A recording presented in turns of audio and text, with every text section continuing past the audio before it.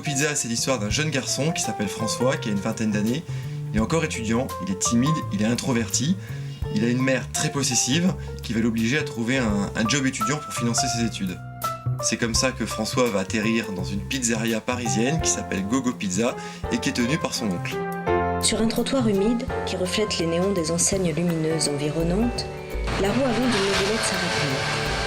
On entend son conducteur, Hugo, couper le contact. C'est là que notre histoire commence, puisque François va rencontrer un autre livreur complètement différent de lui, qui est un peu le playboy de la pizzeria.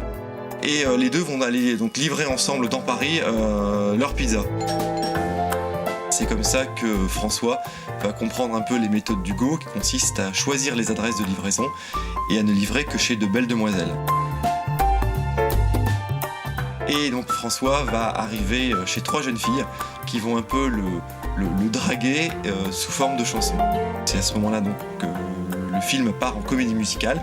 Les 3 jeunes filles vont se mettre donc à chanter François une chanson d'amour. Les filles, plongées dans la lumière, s'avancent en chantant sur un parquet brillant. On s'inspirait de l'univers de Joséphine Baker déjà dès le départ, puisqu'on comptait prendre ses chansons dans la première version du film. Puis finalement on a rencontré 2 compositeurs de talent qui sont Christophe Osmal et Fabrice Youl, et ensemble on a décidé de créer des chansons originales pour le film.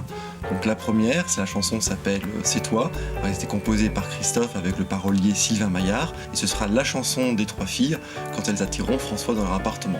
Alors la deuxième chanson du film, qui s'appelle Gogo Pizza, a été composée par Fabrice Youl et elle nous servira de générique de début et de fin. Pour nous, le générique fait partie intégrante du film et continue de raconter une histoire.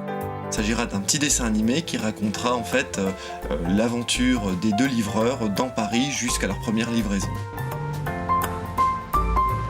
Alors moi je me suis beaucoup inspiré des films des années 50, des comédies musicales en Technicolor, à savoir Le Roi et moi avec Yul Brynner ou encore Le Magicien d'Oz, mais également les films de Bollywood, très colorés, volontairement kitsch, avec des maquillages et des acteurs absolument parfaits. Pour la direction artistique en revanche, pour le look, pour les costumes, pour les décors, on s'est inspiré de tous les films de Marlène Dietrich, suite à une exposition qu'on avait vue il y a quelques années au musée Galliera de Paris. Hugo sonne à une porte. Pendant l'attente, il souffle dans sa main pour sentir son haleine et passe sa langue sur ses dents. La porte s'ouvre. Une lumière rosée éclaire Hugo.